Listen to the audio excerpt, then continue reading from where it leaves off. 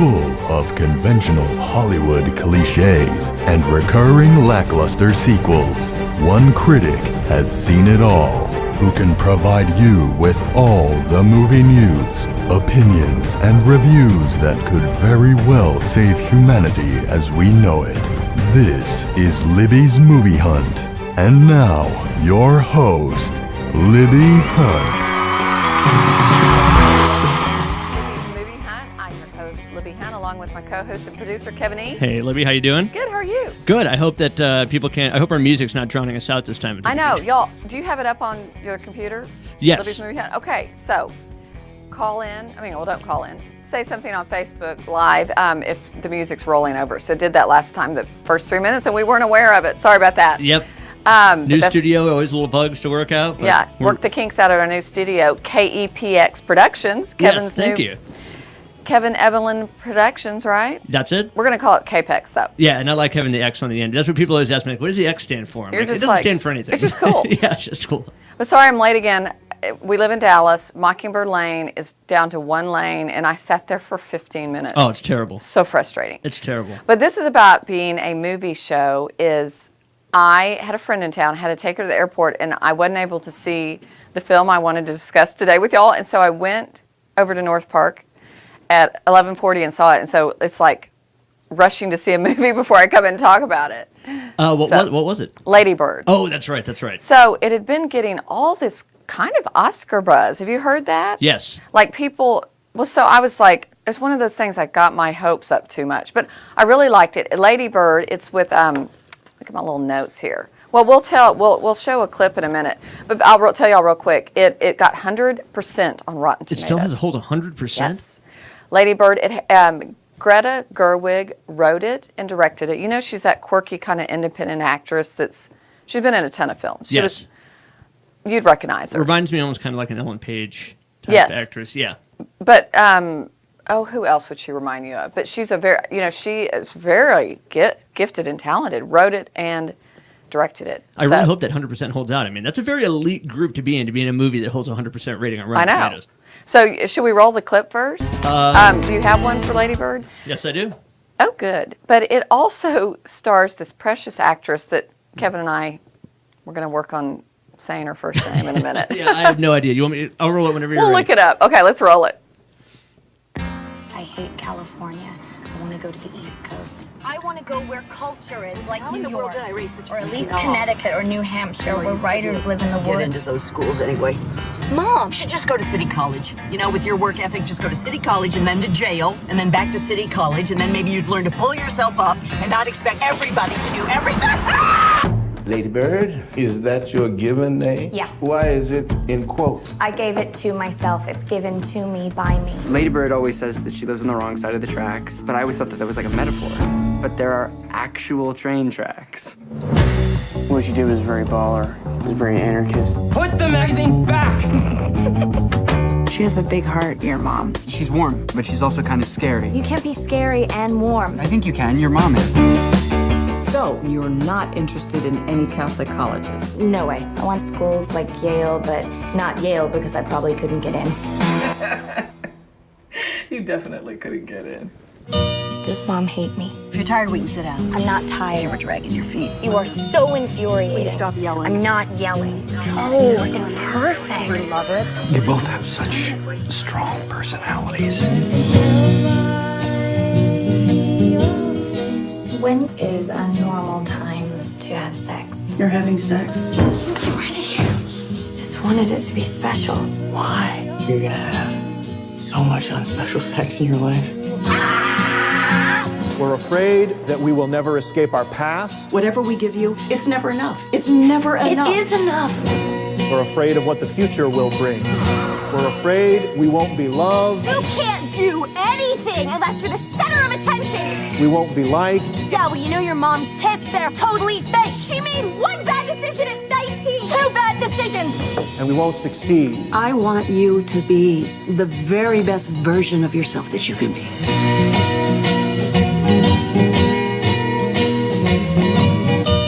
What if this is the best version?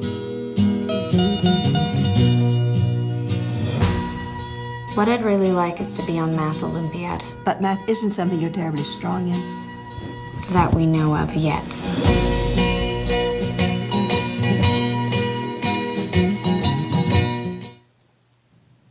Okay. That looks pretty much exactly the way you described it. Very quirky. Yes. What do you think? Independent feel. Did you like Juno? I did. It also kind of reminded me of that movie Ghost World a little bit. Ghost World. I don't think I saw that. It's or good. Edge of 17 with Yeah, that's a good one too. with Haley Steinfeld and Woody Harrelson.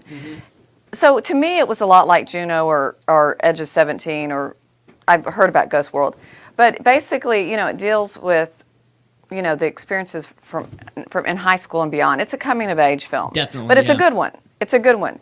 But the main character, somebody say her name for us. Saoirse Ronan. So I don't know. Ronan is her last name. I'd say if you're going to be an actor, you got to just pick a simple name. I mean, I don't know how to say her name. Somebody out there, spell it out for us. She was in Lovely Bones. She's been in tons of stuff. Great actress. Greta Gerwig, as I said, wrote and directed it. It has Laurie Metcalf, who's always really good. Yeah. Fantastic. Lucas Hedges, who was last year in Manchester by the Sea. He's in it. Young man. So wonderful. Tracy Letts, who I always love.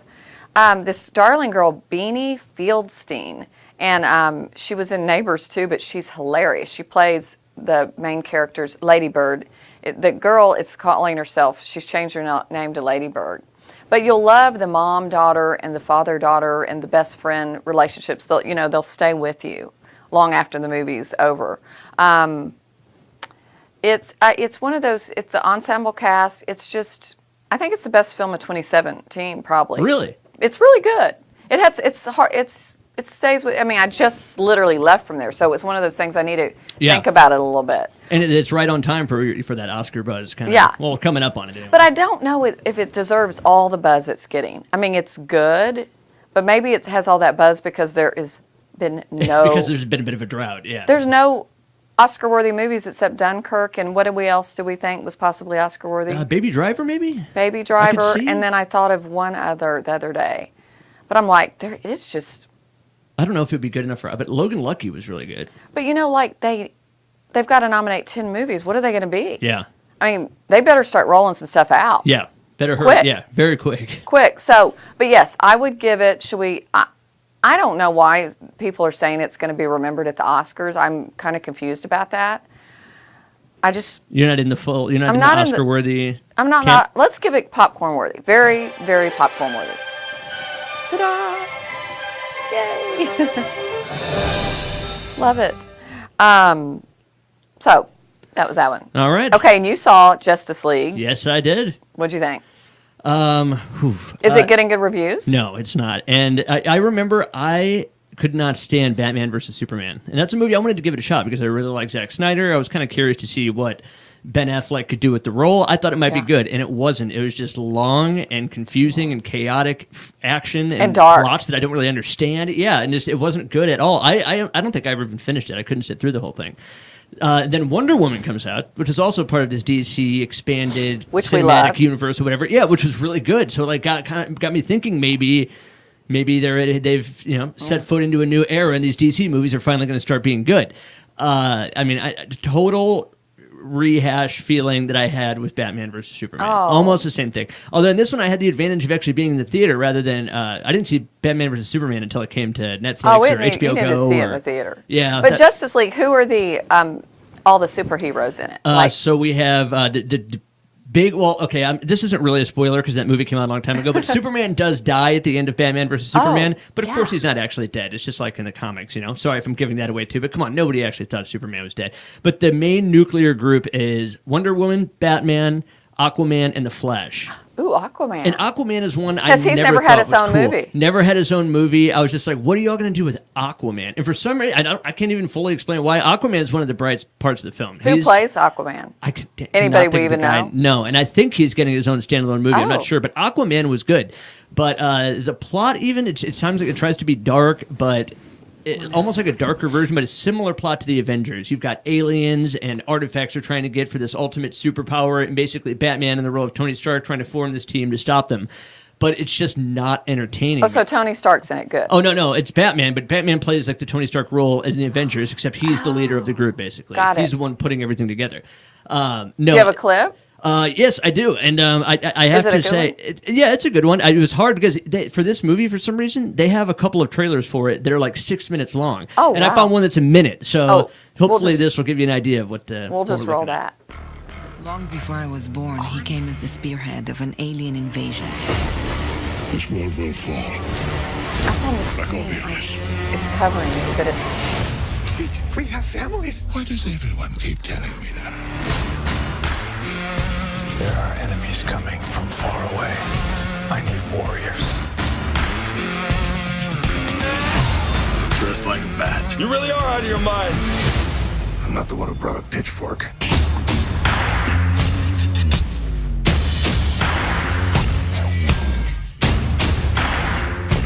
It's on him. I don't recognize this world. We don't have to recognize it. We just have to save it. Ride ain't over yet. My man!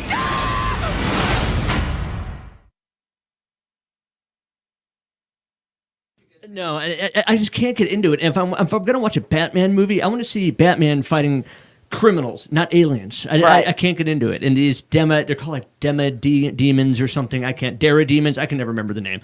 But it's just it's not cool. It's not fun to watch. I'm not. Yeah, I can't really recommend it. What is your what was the Rotten Tomatoes score?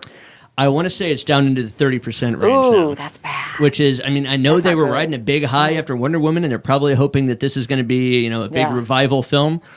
No, I can't recommend it. I mean, I would think even kids who are really into these superheroes would watch this and be like, what is happening? What is this? Oh, it's that's disappointing. Very chaotic. Well, Thor is supposed to be frenetic. great, which is... Thor was awesome, yeah. I still haven't seen that yet. If anyone's like in a mood for a superhero thing this time of year and you're trying to pick between Justice League or Thor, no brainer, go with Thor. Because Thor is like rating really well. Yeah. Well, so what are you going to give it for a rating? It is somewhat entertaining, and I always enjoy seeing Batman on film, so I just can't give it a full bag full of kernels. Okay. But it's half popped? Definitely half popped. Half popped. There we go. A half pop. Let's see. Is it falling over? No. That'd be bag full That's of our kernels. bag full of kernels. Yeah. Okay. So, I need to see what that looked like. The half popped. I forgot what it looks like. Oh well, we still got one more, but I don't know. Okay, we'll see what it is. Okay, so the next. So is that all you have to say about Justice League? That's all I got to say about Justice It's half League. popped, y'all. So that means really don't waste your time. And I love superhero stuff. So if I'm telling you it's not that great, I promise that you means it's not that great. Even if you're really into these heroes, it's just not that great. Okay. Well, I didn't plan on seeing it anyway, unless I absolutely had to. Did you see Thor? I didn't yet. My son keeps asking me to go, so I'm dying to, because it's getting, I got to go with that. Has he already seen it? No, I mean, he's like, we've got to see it, yeah. Mom. I know it doesn't seem like something you'd like, but it's getting good ratings, so. You'll like it. I may fit that in over the holidays. Okay, so did you see Daddy's Home 2? Daddy's Home 2. I did. Okay, I did too. It has Mel Gibson as Mark Wahlberg's father. Kurt. Yes, and Will Ferrell's dad is played by John Lithgow. Yes. And I thought it was funny. It's a slight retread almost because if you remember the premise of the first film is a bio dad and a stepdad who don't get along, and the bio dad is kind of a rebel without a cause type guy, and the stepdad is like a real prim and proper type guy. Right. But now they're friends at the beginning of this movie after they resolve their differences at the end of the first movie, and so now you have the two parents that are totally different. So totally different. It somewhat is a retread, but I mean, if you go back and look, the first Daddy's Home didn't get great reviews. No. I mean, and I enjoyed that one. I liked the first one way more. Yeah. I felt like in this one that Mel Gibson was completely dialing in his role. Like he didn't seem to be loving it that much. That's true. Did you feel that way? I did kind of. I mean, John Lithgow was into it. He was, I laughed. He was way into it, you're right. I have to say, I really laughed. There was a couple of laughs in it, but there was too much absurd slapstick, people crashing on cars and, falling off roofs. And it's more over the top, certainly. Over the top. That's a good way to say it. Do we have a clip of that, too? Yeah, we do. Want to go ahead and play that? Sure. But it is a good holiday film. Hey, how's your day? Stepdads and dads don't always get along, but Dusty and I have this co-dad thing on lockdown. You make treats for tonight, right? I'll hit the bakery on the way to the pageant. Bakery? No, you don't want me to go to the bakery. No, usually when you repeat what I said and you shake your head up and down, it really means you don't want me to do it. I'm just thinking, what? Maybe homemade? No problem, Braddy. Homemade snickerdoodles come right up. Hey! Honkin' Rugan, you better count your teeth! Thank you so much for the cocoa. Hey guys, we got a big surprise for you. Oh, is it money? A trampoline? Another pony? This year, Christmas, both families together. Yay! Hello? Grandpa Kurt?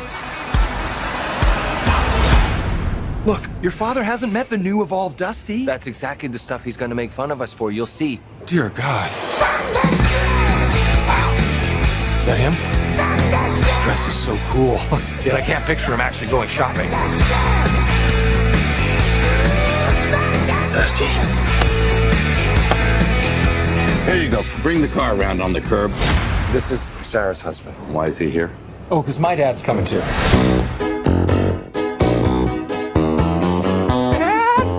Daddy! Here's my big man! He hasn't seen his dad in a long time. It's only been 2 weeks, but it feels like forever! It does, doesn't it? And this guy's raising your kids half the time? Look who's here! Tell the pop-up joke! Hey, kids, I got a good one for you. 2 dead hookers wash up on the shore. Oh, no. No way. He's gonna ruin Christmas, Brad, I'm telling you. The only person that can ruin your Christmas is looking back at you from that mirror. All I see is you, Brad. Sorry. Right, here. There we go. Still you, Brad.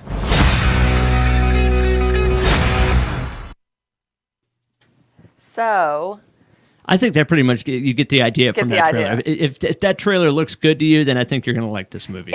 I mean, I'm going to give it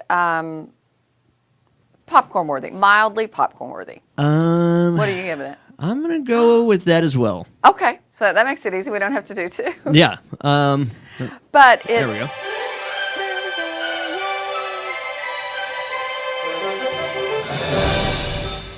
So it's if you want to take the family to a funny little holiday movie, because I think you're right. You had a good comparison there when you said it, but the slapstick and stuff, it is a lot more Griswoldish, like a vacation movie. Over the top. Over the top holiday, yeah.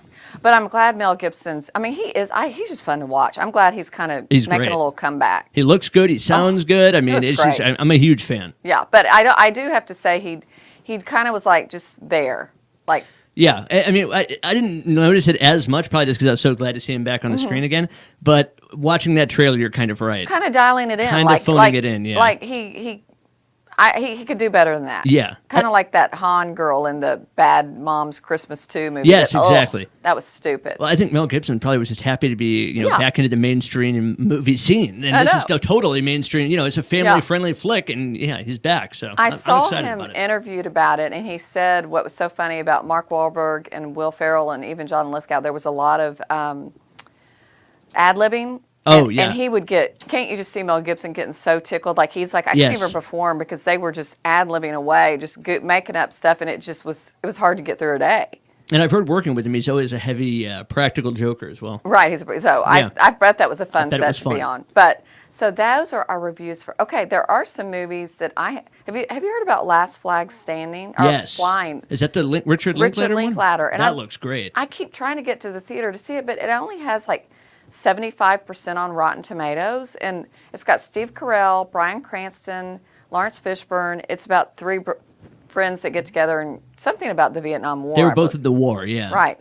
But I actually, when I met Richard Linklater a few months ago in Austin at a film festival, so fun to get to meet him. He was saying he was so proud of this film. He said it was some of his best work. Oh, all right. I mean, I'm a huge Linklater fan. Me too. I loved huge. Everybody Wants Some. I thought it was terrific. I know. I love all his movies. So I'm going to definitely go see it. So y'all check that out. But wait, I've got to tell y'all about, there's another film. Have you heard about this? 3 Billboards Outside of Ebbing, Missouri? I saw that when I was just fishing around Rotten Tomatoes the other day, and I'm like, that is not an easy title to say. I know. Well, it got 94% on Rotten Tomatoes. It has Frances McDormand, Woody Harrelson, Sam Rockwell, Martin McDonough directed it, who's also directed Rockwell in Seven Psychopaths. Do you remember that? Christopher do. Walken. Yeah, and he and, also did Sam Rockwell. in Bruges with Colin. Great movie. Yeah, Colin Farrell. But it's getting kind of Oscar-ish buzz. Yeah. Buzz. It just sounds like an Oscar movie when you say that Frances title. McDormand. I mean, come on. She's That's always a good point. She's Oscar bait, Yep. as my son would say. Absolutely. So we'll have to talk about that on our next show. But, and also, see, there's too many movies I couldn't fit in this week. There's a ton of TV, too. That started tonight. I know, TV. But Wonder, based on the New York Times best-selling book. Yeah. About the little boy that is a little disfigured. It's a Treacher-Collins syndrome. Right. And it's a true story. Julia Roberts plays the mother. Owen Wilson plays the father. The little boy looks precious. The guy who directed it did the Divergent series, and he also adapted the book Perks of Being a Wildflower into a movie, which he did a good job. So if he did a good job with that, I think he'll probably do a good job on this film. I think so. Do you know, does the character in that film actually have that condition? No, okay. I looked that up. He doesn't. It looks very realistic. The makeup's great. Yeah. And it got 83% Rotten Tomatoes, and it's kind of generating a little buzz. So yeah, I want to see that. Me too. Okay, but I have to give you all my scoop. I didn't talk to you about this first. You know, I was a huge Twilight fan in the day when Twilight movies were out. I mean, I was totally Team Edward. My girls were like, Mom, it's kind of weird. Like, you're in love with a 17-year-old. But, I mean, he was really 20-something, 24 in real life. Exactly. But I was like one of those moms, like, we were kind of fanatics. So the day that all the Twilight, the fifth one came out, I took my girls out of school, about 11 little girls out of school, and they started at 11 o'clock in the morning, all the Twilight movies, and then they showed the last one at 10 o'clock. And we stayed there all day. Watched all of them? It was so fun. Oh, my God. But leading to that point, Robert Pattinson, I've always been a huge fan of his since then, and I want to see him. He's been in, like, Water for Elephants with Reese Witherspoon and some other films, but he is going to be in a movie that's coming out called Good Time. It's getting the major Oscar buzz. They're saying they said at the Cannes Film Festival, he got a 6-minute standing ovation. Wow. Yeah. That is for his very portrayal. impressive. I don't even know what the movie's about. We'll have to look it up. Good Time with Robert Pattinson, but maybe he'll get his Oscar. Maybe Edward. Yes. Something that's branched out from Twilight that's getting critical praise. I know. I mean, that's great. So that's kind of a long story to tell y'all. I'm so pumped about Robert Pattinson. And Very cool. And when I was in LA this summer too, I saw him. Did you really? With Katy Perry. They Oh, were wow. supposedly having a fling. They reported it in the tabloids the next day, and I saw him. Nice. At the Tower Club. And those are two I would not expect to see together. Yeah, together. And then Anna Kendrick walked up and sat with them. Very nice. Interesting. Yeah. Kind of a little interesting deal. But how are we doing on time?